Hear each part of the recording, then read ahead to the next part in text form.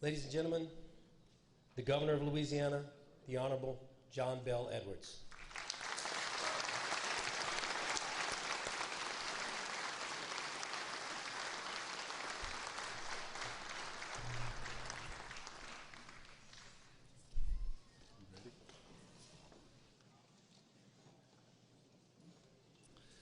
Thank you, Bishop Duca, for that beautiful prayer.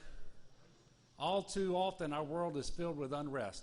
And right now, our prayers are especially with the people of Ukraine as they defend their homes, their families, and their freedom.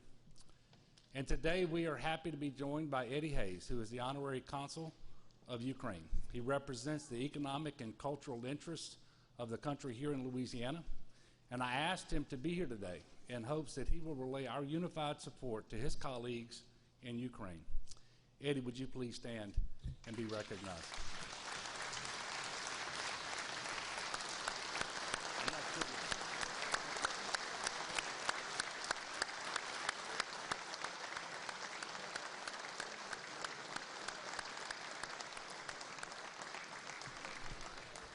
I know we all looked at the balcony, but Eddie's over here.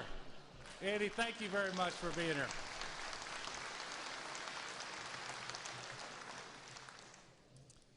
Mr. Speaker, Mr. President, members of the legislature, my fellow Louisianans, it is an honor to be back in this chamber after delivering last year's speech off-site due to COVID. You don't need me to tell you that we've been through a lot over these past 2 years, navigating the pandemic and multiple natural disasters. I've always been one to count my blessings, but now, like you, I suspect, I cherish the time spent with loved ones even more, especially my children, Samantha Bell, Sarah Ellen, and John Miller, and my beautiful wife and best friend, Donna, who I've enjoyed being married to for 33 years now. I want to thank you.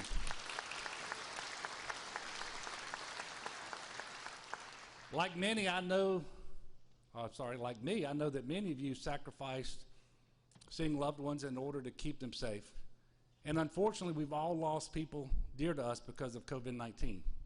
We've lost people who should be in this room with us right now. It was exactly 2 years ago today that we marked the first death from COVID-19 in Louisiana.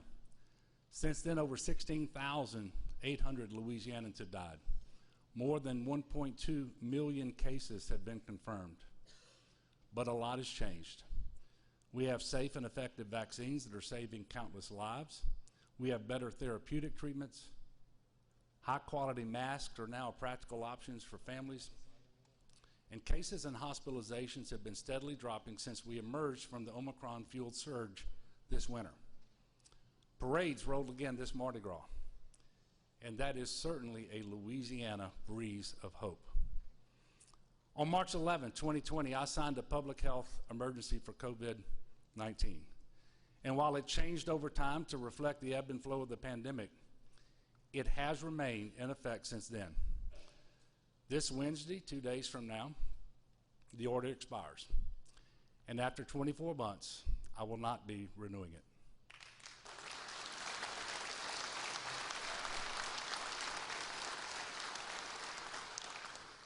This decision was certainly not made lightly. I have met with the Division of Administration, GOSEP, the Department of Health, and the Louisiana National Guard to ensure that there will be no federal aid repercussions or other adverse consequences from not reviewing the proclamation. And just because the proclamation is expiring, it doesn't mean that COVID is over. And if the circumstances worsen and call for it, I won't hesitate to declare another emergency. But God willing, we will never have to see such difficult mitigation measures in our state again. I don't know what the future holds, but I do know that we are in a much better place today than we were 2 years ago. And I'll also tell you that that's due in large part to healthcare heroes around the state of Louisiana, and also the stalwart team at the Louisiana Department of Health, including State Health Officer Dr. Joe Kenner and Secretary Dr. Courtney Phillips. They may be weary.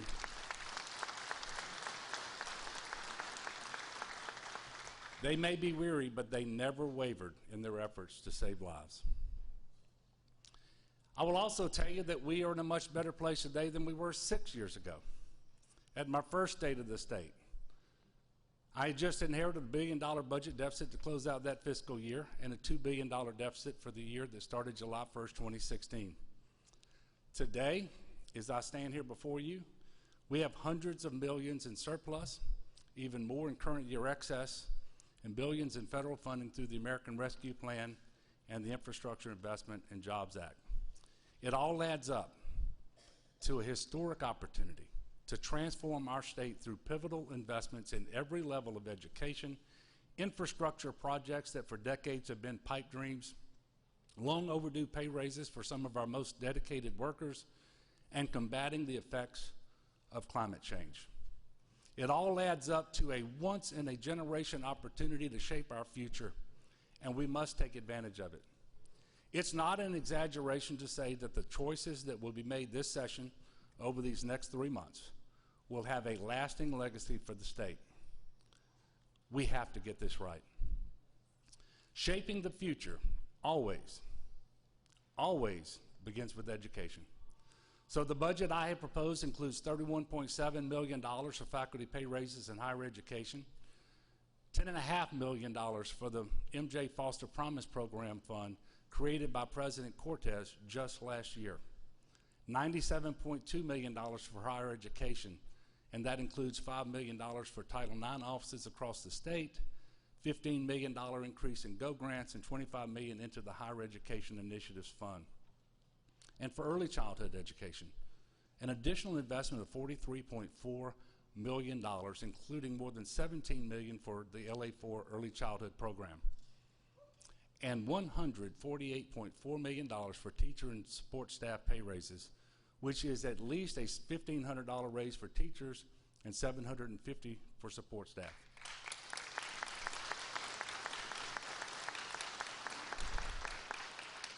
We haven't done all that we would have liked, but this will be the 5th teacher pay raise since I've been governor. However, I believe that working together during this session, we can do even better. And that's why I'm recommending that the first $50 million of any increase in the revenue forecast that the REC may recognize before the budget is passed go to increasing teacher raises to $2,000. It is the least that we can do. It is the least that we can do for the people who never gave up on our students despite unprecedented circumstances. And it continues our goal of getting teacher pay up to at least the Southern regional average. My budget also includes a $12 per diem increase for intermediate care facilities for people living with intellectual disabilities. The funding will be used to support direct service workers in the medical field. Unfortunately, turnover in this field is high, especially over the past 2 years because of COVID. The pay is unacceptably low, and the work is very difficult. But that hasn't stopped Shalika Harvey, who is a certified health manager and direct service worker at Terrebonne Arc in Houma. She is here with us today. Shalika helps take care of 6 women, cooking, cleaning, making sure they take their prescribed medications, and providing companionship, which can be just as important as medical assistance. Shalika says she cares for the residents as if they are her own family, and seeing them smile makes her day. So, Ms. Shalika, please stand so the chamber can welcome you. And now you should direct your attention to the balcony.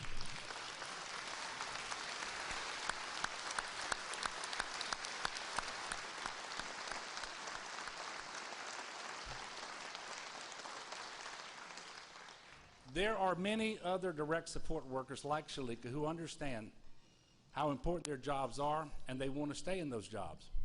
But at the end of the day, they have to be able to pay their bills. They deserve so much more than this modest raise, but I hope that it can be a step towards change.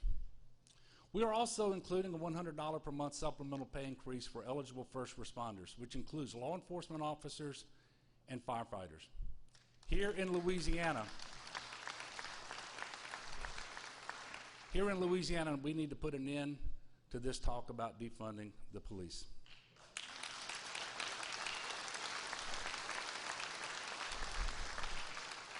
We can never adequately compensate the men and women who put their lives on the line for public safety. However, it is important that we have the ability to recruit, train, and retain the best of the best in law enforcement. They deserve it, and the public deserves it. All the items I've mentioned so far are recurring expenditures. Thus, no one-time dollars are proposed to fund these investments. But we do have a momentous opportunity this year to commit one-time dollars to one-time expenditures. Most notably, we're going to invest in infrastructure unlike any time in our history. Roads, bridges, ports, railways, water and sewage systems, orphan wells, broadband, and so much more. And they all need our attention. And with the funds from the Infrastructure Investment and Jobs Act, the American Rescue Plan, and our normal capital outlay program, we will make meaningful progress on mega projects and deferred maintenance projects that have been sitting on a shelf for decades. The longer it takes, the more expensive they become, and the more our citizens lose confidence in their elected leadership. My proposal also includes more than $1.1 billion in funding for critical infrastructure, such as $500 million for a new Mississippi River Bridge here in Baton Rouge, and additional, I'm glad you like that, an additional $100 million for the I-10 bridge in Lake Charles, and $500 million more for water and sewer improvements across our state. These dollars are being strategically placed to best leverage federal dollars for Louisiana. And I know that we're all tired of the jokes about knowing you're in Louisiana when the roads get bad. Every state is struggling to update their infrastructure. And I can tell you that here in Louisiana, since becoming governor, we've invested nearly $4.7 billion in projects, including 6,312 miles of our highways in order to change that narrative. And we have made significant progress. But the funds we are receiving from the federal government will allow us to catapult big-ticket projects from talk to action. My budget proposal also dedicates $550 million in American Rescue Plan funding to replenish Louisiana's Unemployment Insurance Trust Fund, which had been funded at historically high levels prior to the pandemic. We didn't just pull this number out of the air. That's what's going to be required to meet the solvency goal by September that we have in state law. Some folks may ask why this is a priority. Well, I think we know our businesses are still recovering from the pandemic. If we don't replenish the trust fund, it will automatically trigger an increase in taxes on all businesses in the state, big and small, which pay into the trust fund. And that is the last thing that they need right now. And the American Rescue Plan funds were given to us for this very purpose, to take care of those expenditures that were caused by the pandemic in the first place. So altogether, this is a balanced budget.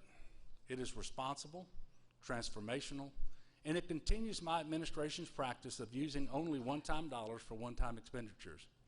It's a promise I made 6 years ago, and one that I have not deviated from. Simply put, we are not going back to the days of deficits, fiscal cliffs, and one-time dollars for recurring expenditures. And we will continue to be focused on empowering families and communities for the future. It's also, with a focus on the future, that we are working to eliminate the digital divide, a goal that I have set to accomplish by 2029. In this day and age, internet is something most of us take for granted. But there are far too many Louisianans, especially in rural communities, who still don't have access, can't afford it, or lack digital literacy. A strong internet structure is essential to economic competitiveness, access to health care, educational opportunities, and an overall better quality of life. That's why my administration worked so closely with Representative Desatel just last year to create the Granting Unserved Municipalities Broadband Opportunities Grant Program, or the GUMBO program for short. That's much easier to say, and I think we all like GUMBO. But you're going to like this program too, because it will total hundreds of millions of dollars. It will provide grants to facilitate the deployment of broadband infrastructure, connecting more than 471,000 unserved residents in our state. And I will tell you, we are just getting started. The rest of my legislative package is also about transforming our future for the people of our state. And that includes ensuring that the citizens of this state are fairly represented. As y'all know, we just ended the redistricting session, an opportunity that only comes once every decade. As I've often said, the voters should be choosing their leaders. Leaders should not be picking and choosing their voters. Partisanship and self-interest cannot rule the day. Voting is one of the most important and cherished rights and responsibilities of all Americans. It is disappointing and unfortunate, in my view, that the end result of the special session did not reflect what is right and fair and what is required by the Voting Rights Act. The current demographic makeup of our state shows that the percentage of African American population has grown over the last 10 years. And yet, while numerous maps were filed reflecting this growth, none of these maps made it to my desk. In my view, the most egregious case is the congressional map, because there are half as many majority-minority districts as the law, basic fairness, and I believe basic math require. Therefore, as you know, I vetoed the congressional bill. The legislature undertook 5 separate redistricting efforts, a total of 163 districts. And across those 5 bills and 163 districts, there's not one net new majority black district anywhere.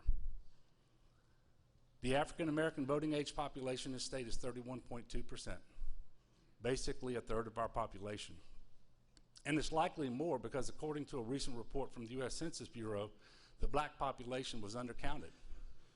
And I don't believe we should need a court to tell us how to do basic math. 1/3 of 6 is 2.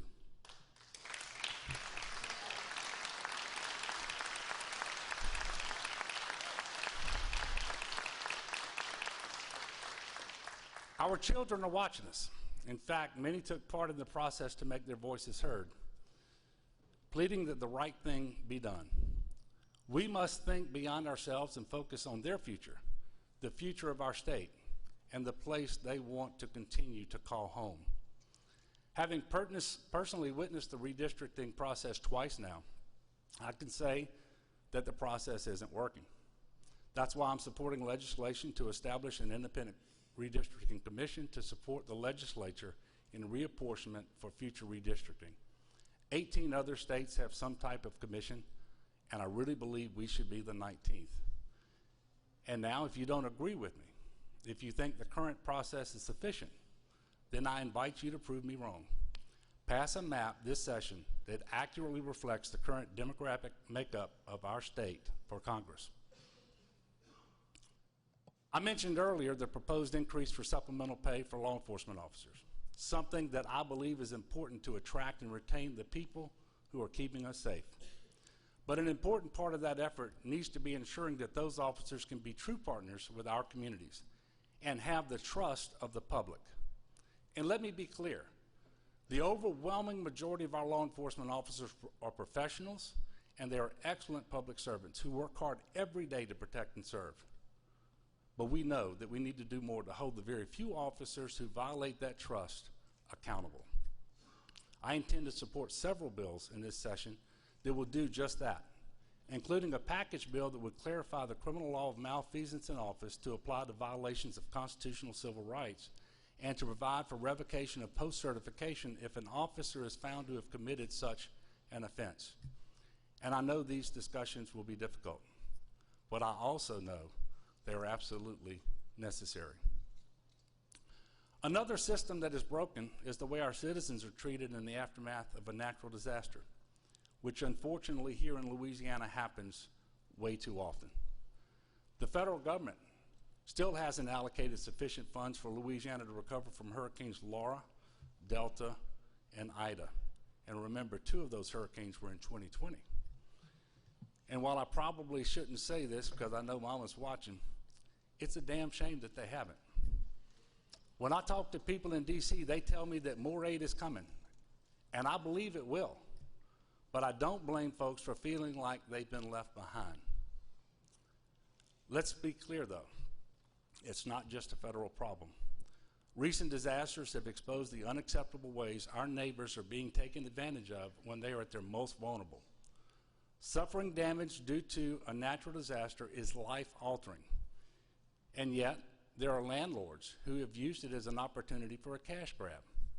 So I'm supporting legislation by Representative Landry that is bipartisan support and emulates that of other southern conservative states that will strengthen tenant protections in the aftermath of a disaster. Many of the reported evictions after Laura and Ida were illegal, but there are no meaningful repercussions to discourage landlords from proceeding with wrongful evictions. We're going to change that. We all know what it's like when we have to make the difficult decision to temporarily leave our homes because of a storm. Imagine being evicted simply because you chose to keep your family safe. It's also unacceptable that many residents are more scared of their insurance companies than of the storm itself. Carrie Anderson has a beautiful historic home in Lake Charles that was destroyed by Hurricanes Laura and Delta. After 18 months, she is still battling her insurance company to force them to pay even a fraction of what she is owed. And by the way, Carrie is also a breast cancer patient. Her sole focus right now should be on fighting cancer, not fighting with her insurance company.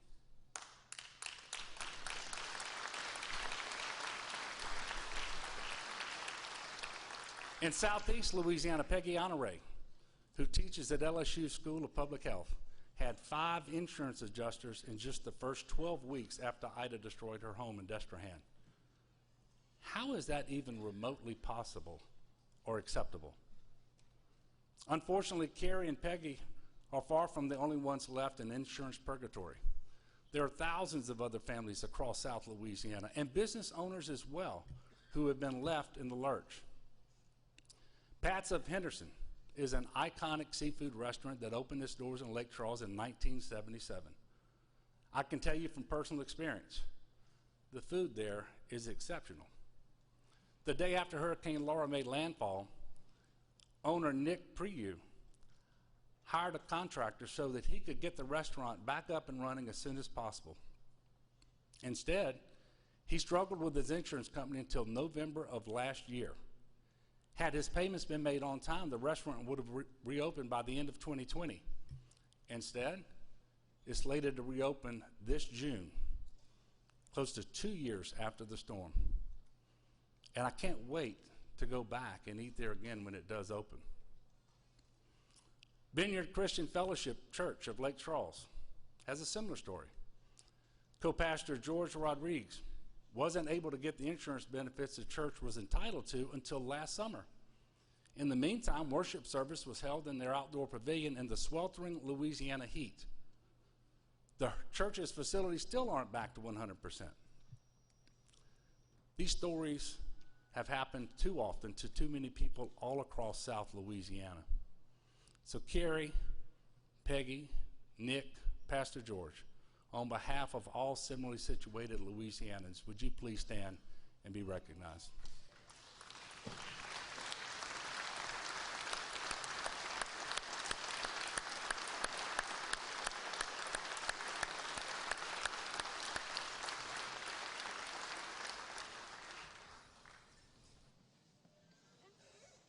Ladies and gentlemen, we have to hold insurance companies more accountable. My legislative package includes a number of bills focused on hurricane deductibles, claims transparency, enforcing insurance fraud laws against bad actors, revamping the adjuster registry so that policyholders can verify their adjusters, and stopping mortgage companies from withholding insurance money from homeowners without good reason. And I am not limiting my support to only the bills in my own package. Many bills of a similar nature have been filed this session, which signals how much of a problem this really is across our state. And I'll look forward to working with all of you on what should be a very bipartisan issue. Insurance is a wonderful thing when it functions as intended. Unfortunately, companies don't always work in good faith with homeowners. And all we're asking is that those homeowners and business owners get the benefit of the premium dollars paid and that the insurance companies play by the rules.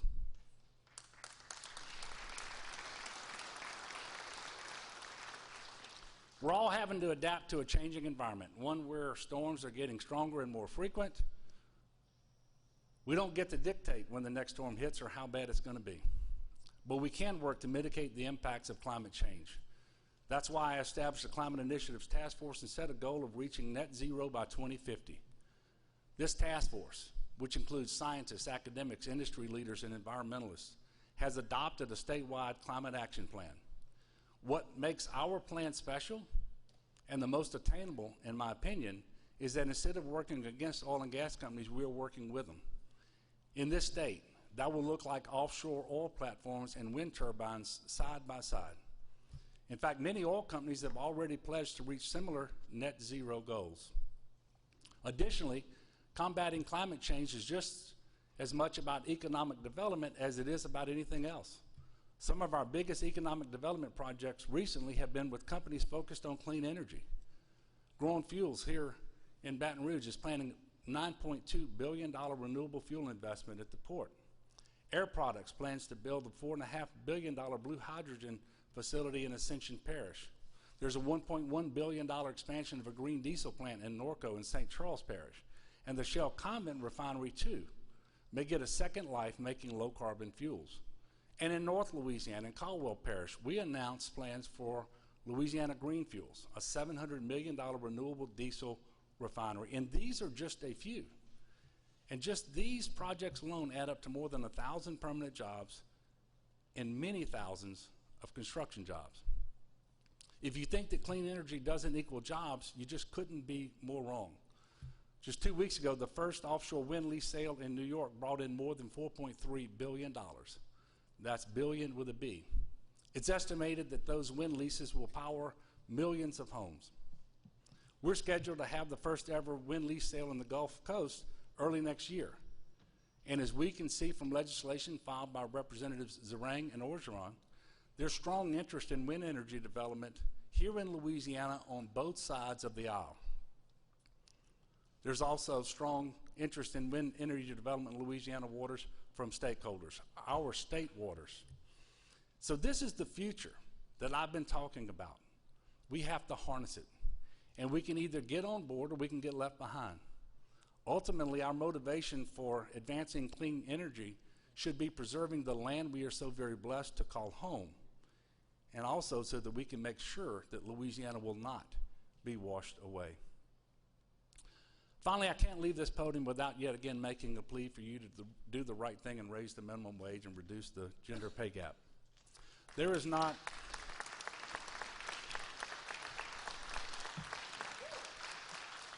And I really believe this. There's not a person in this room who can tell me with a straight face that $7.25 an hour, the minimum wage from 13 years ago, is fair or acceptable, especially given the current rate of inflation. 21 other states have increased their minimum wage, including Arkansas and Florida. And yet every year, efforts to raise the minimum wage here in Louisiana, even very modestly or very gradually, fail. As a result, we are failing our workers and our families who deserve better. And so do women. That's why I'm supporting legislation again to enact pay transparency. It's certainly not a silver bullet solution, but it is a simple measure that can make a meaningful difference in reducing the gender pay gap. And that too will benefit families that need it most across Louisiana. So let's make this the session we finally take action on the issues that matter most to the people of Louisiana.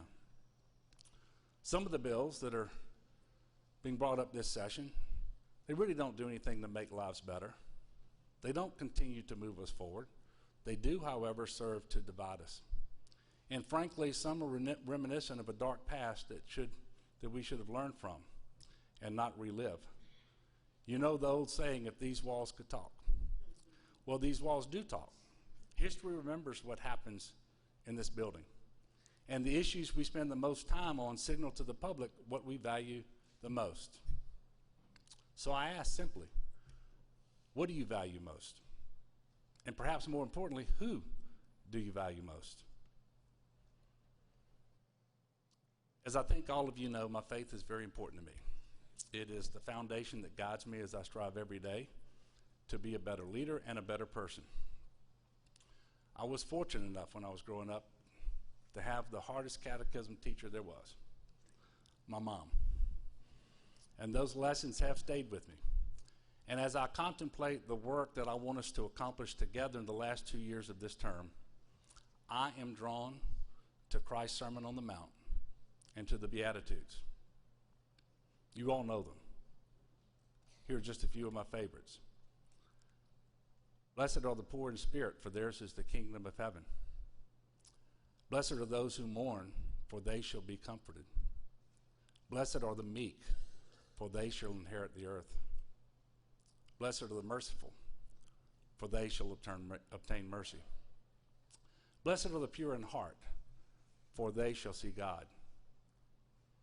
As we enter this session, as you consider the many issues that will be discussed from this very spot, I want you to really reflect on the people of this great state, our neighbors, as their spirits are broken, as they mourn 2 years of loss and hardship, our children with their meek and pure hearts, our moms, the most merciful and blessed of all. Our time in office is fleeting, but the decisions we make while here will last generations. I'm asking that we use this time wisely, and I'll leave you with my favorite. Blessed are the peacemakers, for they shall be called children of God. In a world that is too much hatred, strife, and currently war, let us be bold enough to be peacemakers. May God bless you, and may God bless the great state of Louisiana. Thank you.